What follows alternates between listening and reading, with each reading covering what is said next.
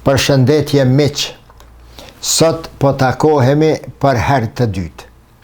Herën e parë fola për rrezikun që po i sillet për rreth Turqisë, rrezik që ka filluar të mugulloj, mos të them të shpërthej nga brenda, ndërsa tani do të flas për diçka tjetër. Do të mundohem të jap përgjigje pyetjes a thua që e rastësishme, apo e qëllimt nisja e dy luftave në të njëjtën kohë. Lufta e Amerikës kundër Yemenit dhe nisja e luftës së dytë të Netanyahu të Izraelit kundër Gazës.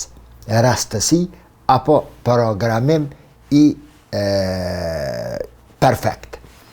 Në marrëdhëniet ndërkombëtare asgjë nuk ka që ndodh rastësisht. Aq më pak të ndodhin ngjarje të mëdha si kjo luftë dhe tjetra rastësisht. Kjo luftë e Amerikës në Yemen, që po i përngjet shumë luftës së dikushme të Amerikës në Vietnam, është luftë e cila është programuar për cjellur situata kohë më parë, gjatë dhe në mënyrë tejet precize dhe më pastaj të bihet vendime për të goditur në këto përmasa Yemenin nga kush? Nga Amerika e kohës së Donald Trump, i cili pati thënë se unë do t'i ndali luftat dhe jo do t'i nisi të reja. Para se të filloj t'i përgjigjem kësaj pyetje rreth rastësisë apo qëllimit paraprak i programuar i nisjes së këtyre dy luftave, më lejoni të ju them diçka në mënyrë në formë sqarime, mos të them sugjerime. Unë ngjarjet në politikat ndërkombëtare, në arenën ndërkombëtare i përcjellë në mënyrë kronologjike. Në mënyrë kronologjike i lexoj analizat e njohësve më të rryer të politikave ndërkombëtare. Shumë pak merrem me lajme që i dëgjojmë na për televizione apo na për portale e gazeta të ndryshme. Me lajme unë nuk e harxoj kohën. Mua më interesojnë arsyet që çojnë në ndodhin e diçkafit.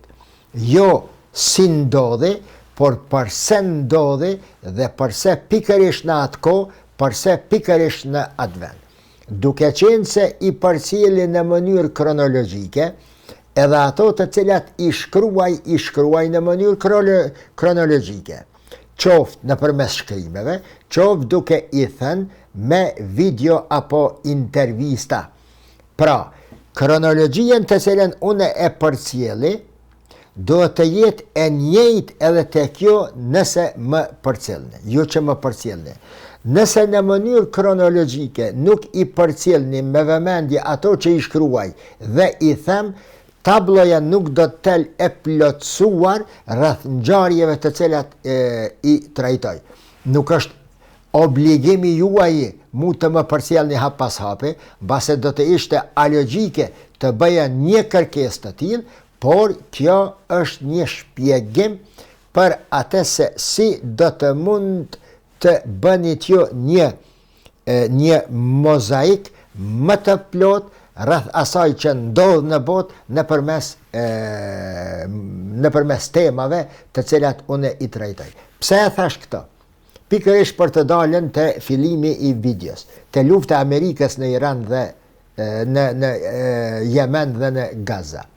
Për shkak se unë kohë më parë kam shkruar në dy vazhdime dhe kam bërë një video më duket 40 minuta në lidhje me rrugën e Mandafshit, që është arteria kryesore e ekonomisë së ardhshme të botës, që është nis nga Shanghai, ajo ka qenë edhe më parë, që ka kaluar në përshtete, që Kina është e interesuar dhe ka paguar deri më tani afër 2 trilion dollar për ndërtimin e asaj rruge në për shtetet të ndryshme, sigurimin e asaj rruge, thyerjen, shpimin e kodrave, tunelet, krahas rrugës edhe hekurudha, që do t'i barte mallrat e Kinës në për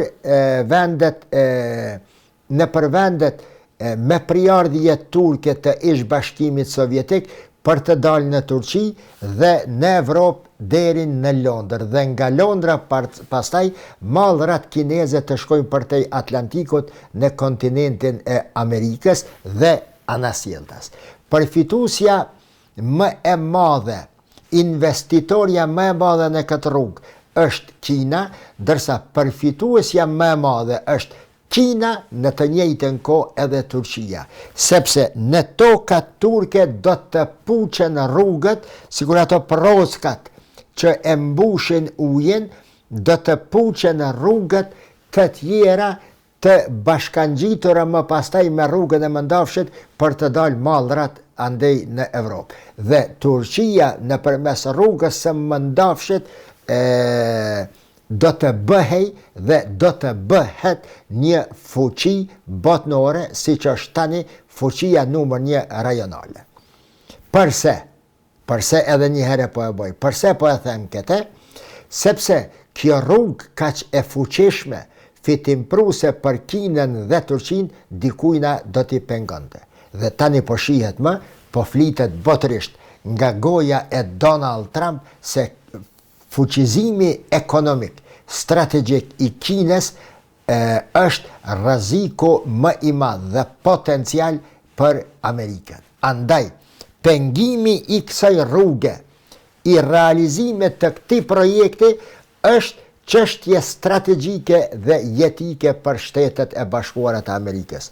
Meq mos ju besoni fort njerëzve të cilët thonë se Donald Trump me që është afarist i ndron fjalët këta njerëz nuk marrin vesh as në politikë as në kurrë.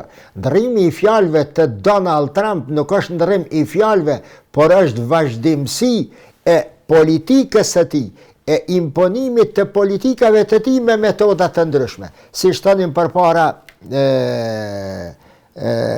se lufta është vazhdimi i dialogut me mjetet të tjera. Edhe ky ndryshim i fjalëve dhe i qëndrimeve të Donald Trump nuk është i rastishëm, nuk është nga padituria, nëse më lejohet bile me thonë kështu e Donald Trump, por është mënyrë e caktuar e arritjes në cak. Dhe caku kryesor i Amerikës tani e tutje do të jetë Kina. Bile, edhe në bisedimin e fundit midis Donald Trump dhe Putin, siç lajmëron, siç na bëri me dije në intervistën pas takimit telefonik me Putinin, Donald Trump në Fox News, tha se unë nuk kam fol me Putinin në lidhje me mbështetjen amerikane, por i kam thënë se do ta marr në shqyrtim mbështetjen evropiane ndaj Ukrainës dhe në të njëjtën kohë unë e kam bërë me dije Putinin dhe Rusin se është rrezik për te dhe për sistemin ndërkombëtar afrimi i saj me Kinën. Pra, kërkesa kryesore, krejt përpjekja e politikës së jashtme të Amerikës është që të izolohet Kina, të mos i lihen bashkëpunëtor, të mos i lihen mundësi, apo në rastin më të lehtë, të pengohet sa më shumë që është e mundur krijimi i raporteve midis Kinës dhe vendeve të tjera. Pra, nëse e keni përcjell atë ligjërat, atë video të rrugës së Mëndafshit, do të kuptoni se ajo rrugë në fakt ishte një rrugë me predispozita apo me prepavita quaj kundër interesave të Amerikës. Dhe Donald Trump e di shumë mirë. Për ta stopuar këtë, Donald Trump e nis luftën pikërisht në Yemen. Dhe në Yemen, gjithashtu, e nis për dy arsye që të jem sa më objektiv. Një, pasi që ja thyen gjymtyrët Iranit në lindje të mesme, duke e shkatëruar Hamasin si një mbështetës i politikave të Hamasit nga Irani, një, e dyta pasi e shkatëruan Hizbullahun, më pastaj Sirien ra Bashar al-Asadi, pastaj Iraku u detyrua që ta dëgjoj zërin e Ankaras zyrtare, që të mos i lejoj shiitët e Iranit të faktorizohen në politikat rajonale të lindjes së mesme, dhe pas të gjithë kësaj, Iranit i erdhi koha që edhe t'ja nxjerrin tani, pas thyrjes së gjymtyrëve t'ja nxjerrin edhe thojt. Dhe thojt e Iranit janë Jemeni. Pra, goditja e Jemenit nga Amerika është goditje mbi Teheranin, por me një gjuhë tjetër. Po shihet se Teherani apo Irani pas kështë qenë rrezik permanent për interesat izraelite dhe tërthoraze për ato amerikane. Arsyet se si e qysh e tek i kam përmendur disa herë dhe këto nuk kemi kohë që ti shpjegoj në detaje. Çështja e dytë dhe arsyeja e dytë miq të respektuar, pse Amerika e goditi Jemenin është puna edhe te Somalilandi.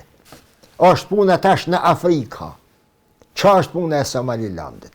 Somaliland është një zonë e Somalis e cila e ka shpall një farë pavarësie, nuk është njohur ende nga shtetet, por e ndryshme, por që së fundmi po shihet se Shtetet e Bashkuara të Amerikës me Britanin janë dy forcat botnore që po e mbështesin Somalilandit. Somalilandi është në veri të Somalis, bash aty të Gjibuti, ku puqet me ujrat e detit të Kuq.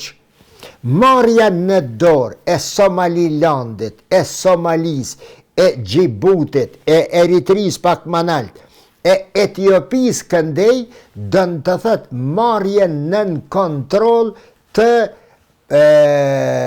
grykës kryesore ekonomike të botës sot. Deri në 20% e transaksioneve tregtare dhe ekonomisë botnore kalon pikërisht aty te Somalilandi. Për bosme e lejue Kinën që takon në dorë atë dhe pastaj t'ja vështirësoj sa më shumë transportin e mallrave kineze në parat vend aty, derisa të hapet rruga e Mëndafshit, Shtetet e Bashkuara të Amerikës godasin Jemenin për të krijuar turbulenca në detin e Kuq aty dhe për t'i dhënë sinjal Somalilandit ec përpara se na ke prapa, na ke përmas. Dhe çka është interesante, ju kujtohet kur e kam shpjegue arritjen e Ibrahim Kalën, përderisa bota po bëhej mbeti e pa tekst se kush që ai shtet që i ndihmoi Ahmed el-Shara el Gulanit që ta rrezon regjimin e Asadit në mënyrë aq spektakolare, përderisa bota po pyeste në lidhje me atë se kush e bëri, Ibrahim Kalën me udhëtimin e tij deri në xhamin Emevite, falja sipas medhhebit Hanefi, rrethimi me njerëz të tij, ishte përgjigje se unë jam, Turqia është ajo e cila e ndihmoi Ahmed el-Shar dhe rrezoi Bashar al-Asadin. Me rrezimin e Bashar al-Asadit dhe me ato poza, me ato pamje të videove që vinin nga ndej, në kohën kur bota mbeti e stepur se çfarë ndodhi në Siri, si që e mundën të rrezohej Bashar al-Asadi, krahu i djathtë i Iranit dhe krahu i majt i Rusis në lindjen e mesme, Turqia bëri me dije se tani e tutje unë jam ajo që do të jetë zëri i fundit dhe përfundimtar në politikat e tash e tutjeshme të Sirisë. Duke u llogaritur Siria si një, si thash në videon paraprake, balkoni i Turqisë nga ku do ta shikon lindjen e mesme. Siç është rafshnalta e Golanit, e poshtuar nga Izraeli, balkoni i Tel Avivit zyrtar, i Izraelit, nga ku e shikon krejt Sirien, e sidomos Damaskun, lagje, rrug, e ndoshta edhe shtëpi, e dhom. Asi pozicioni ka rafshnalta e Golanit. Turqia pra e vendosur në Siri, pa t'i filluar me i prish konstelacionet perëndimore të cilat ishin përgatitur kohë më parë. Dhe më pastaj ministri i jashtëm italian deklaroi se Evropa nuk ka çka kërkon dhe nuk do të mund të kërkoj e as të vendos asgjë në Siri dhe lindjen e mesme pa zërin dhe verifikimin apo aprovimin e Turqisë. Ku po lidhen senet këto?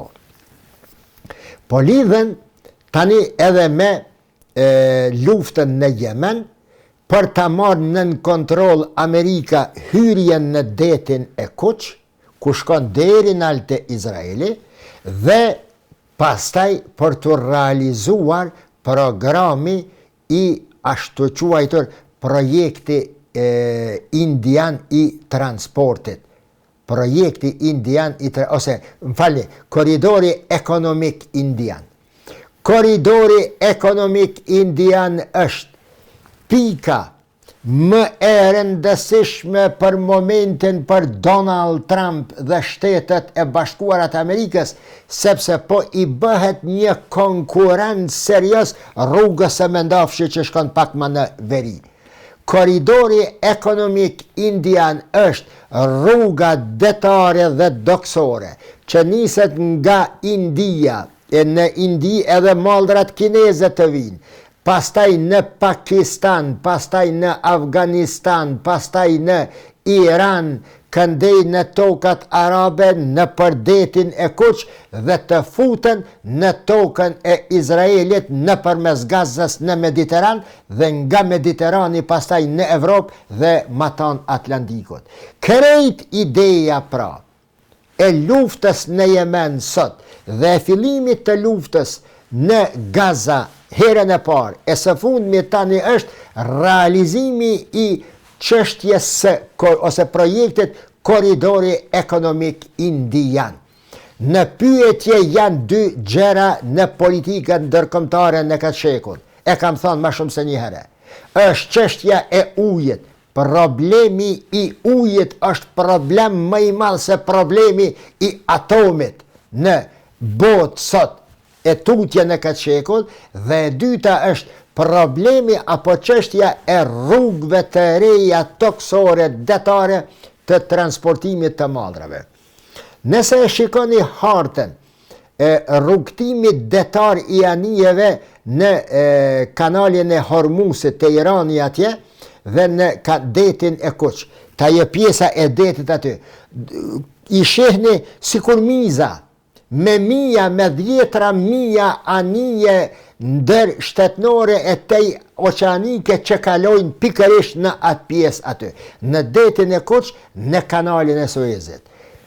Izraeli, së bashku me Shtetet e Bashkuara të Amerikës, po dëshirojnë përfundimisht ta largojnë popullin e Gazës aty për ta realizuar atë që e kam thënë i pari dhe e kam përsëritur ndoshta më shumë se 10 herë, në Top Channel, në Euronews, në CNN,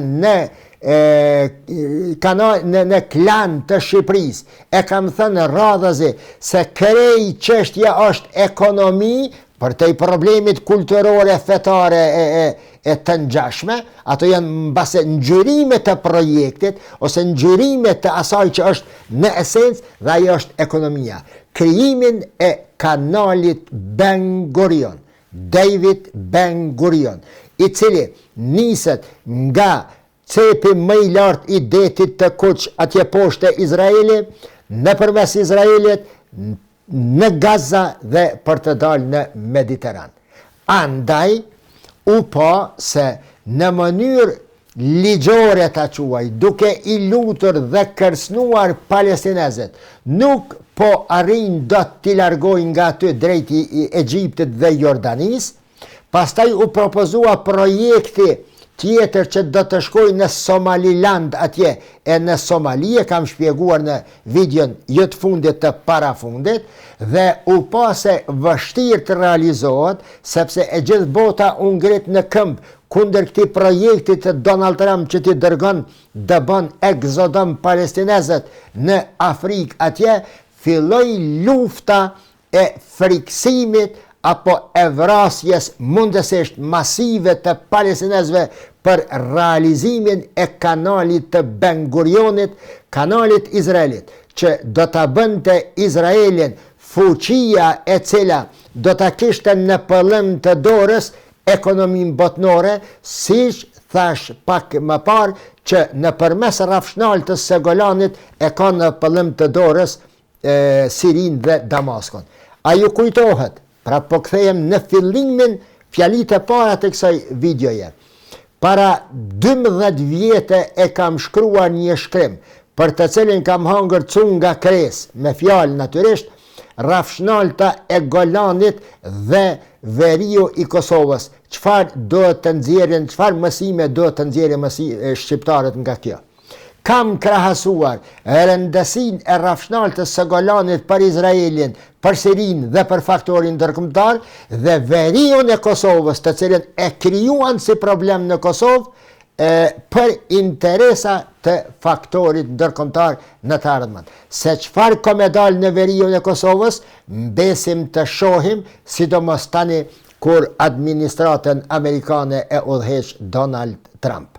Dhe kjo kronologji e leximit të ngjarjeve, natyrisht se lexuesit po ja jep një farë pasqyre më të përafërm për me pa se çfarë po ndodh në botë, si po fillojnë ngjarjet në lindjen e mesme, si po reflektojnë çdo cep të planetës së tokës, rrjedhimisht edhe në Ballkan, më saktësisht në gjeografinë shqiptare, edhe më saktësisht në vendin ton, në Kosovën ton të dashur. Pra, krejt kjo luftë është për krijimin e korridorit ekonomik indian që do të kalon nëpërmes Izraelit në Mediteran, apo mes dhe Gjetio. Lufta në Gaza dhe lufta në Yemen dhe luftrat tjera në lindjen e mesme janë vazhdimsi asgjë e re, pa marrë parasysh nëse niset për ndonjë shkak apo në ndonjë datë të caktuar. Janë vazhdimsi e projekteve të cilat janë krijuar dhe qitur të skicuar shumë mirë në letër para shpërbërjes së Perandërisë Osmane dhe sidomos pas shpërbërjes së saj sipas marrëveshjes Sajko-Pikot që e ndajnë lindjen e mesme në atë mënyrë që të jetë kjo që është deri më tani.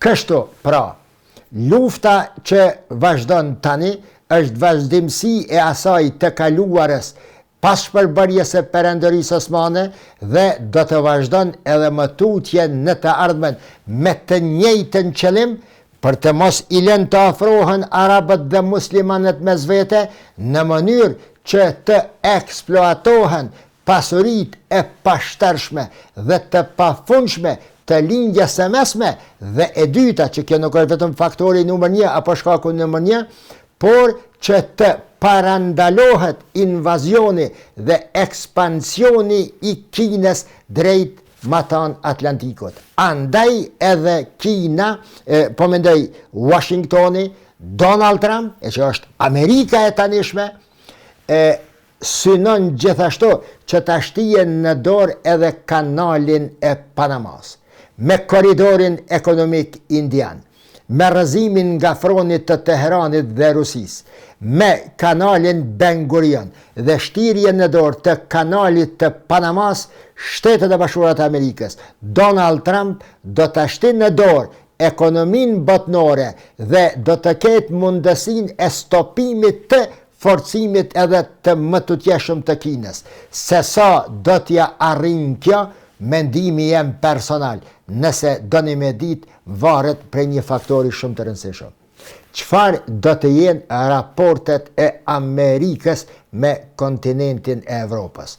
Nëse Donald Trump ta quaj, kush e mund me thënë ta quaj, gabon Donald Trump dhe prishet me Evropën për interesa afashkurta amerikane, Amerika, Shtetet e Bashkuara të Amerikës, as që do të mund të imagjinojnë dhe ndrojnë realizimin e projektit të bëjmë Amerikën sërish të madhe.